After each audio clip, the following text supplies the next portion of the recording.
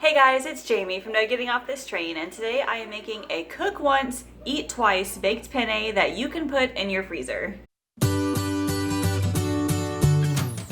So this recipe is part of my 4 weeks to fill your freezer series. I did a blog post series a few years ago on this, and now I am turning every single one of them into a video. So if you have not gotten caught up, I highly recommend it. I've got a link in the description for you guys to check out. So pasta is a huge favorite in my family. Allison likes plain pasta buttered with some Parmesan cheese, and John and I just like anything that is pasta. Macaroni and cheese is amazing, but anything with tomato sauce is, I think, my favorite. And this baked penne is actually really easy to make. It is high in protein with the ground turkey and the ricotta cheese. It also makes 2 8x8 casseroles, so you can either freeze both of them or you can eat one for dinner and freeze the other. The part that takes the longest really is just cooking the ground turkey and cooking the pasta, and then you have to bake it for another 30 minutes. However, it is totally worth it, especially because you get 2 casseroles out of this. So one quick tip that I have in the blog post but will not be in this video, if you really don't want to use 2 pounds of ground beef or ground turkey,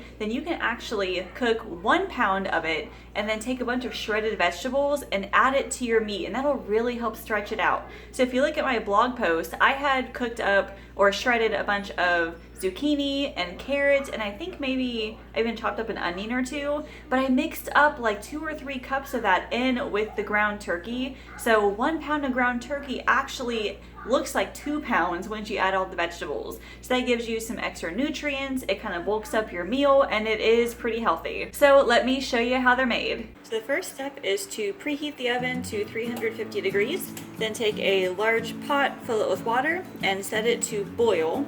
And at the same time, chop up an onion and place it in a large pan and let that saute for just a couple of minutes. Now I'm going to add some ground turkey to the pan.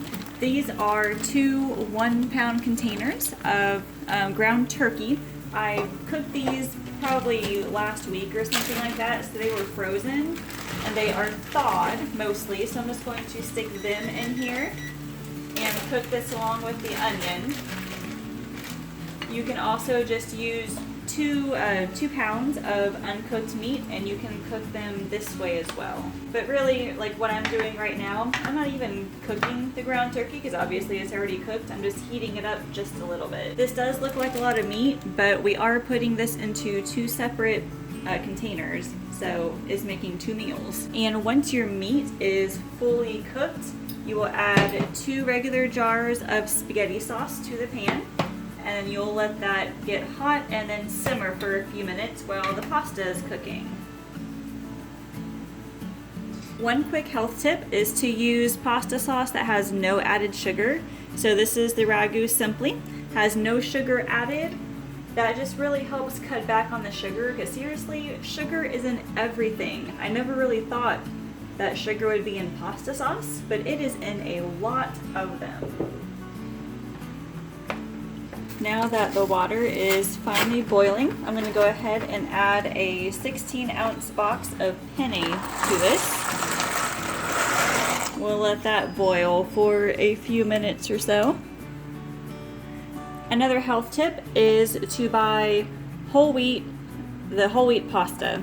So if you look over here at the nutrition facts, there are 7 grams of protein, and there are also 5 grams of fiber in each serving. So that is a whole lot more than the regular white pasta that we typically buy. So if you're looking to increase your protein and fiber, then whole wheat is the way to go. And it's only like 20 or 30 cents cheaper than the typical pasta. Okay, the pasta has fully finished cooking, so I'm going to drain this really quick and then we will add it to the baking pans. So now I have 2 8x8 pans here that have already been sprayed with cooking spray. So what I'm going to do first is split the pasta in half. I'm going to put half and half in each one and just kind of lay it down right on the bottom. And now I've got some ricotta cheese. You need about 15 ounces, and this one was a 30-ounce container.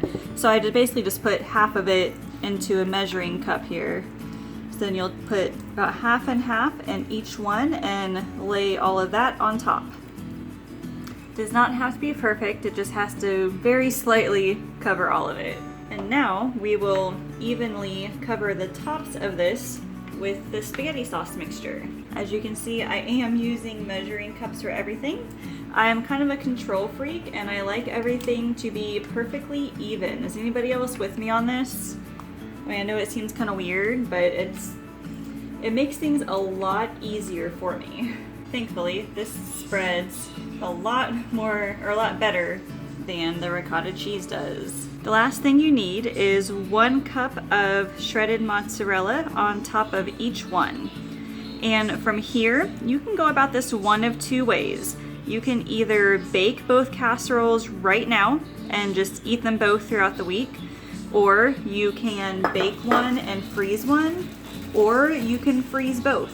Just make sure that when you do freeze them, that they have cooled completely, because otherwise you're gonna get all the condensation on the top and it's not gonna make your dinner very yummy. So what I'm going to do is bake one of these and then freeze the other. So you will bake it at 350 for between 25 to 30 minutes until the cheese has melted and it is all bubbly and hot. So just pretend that you saw me take this out of the oven and then divide it into 4 sections. Yeah, I don't know why I hit take picture instead of record, but it totally happened.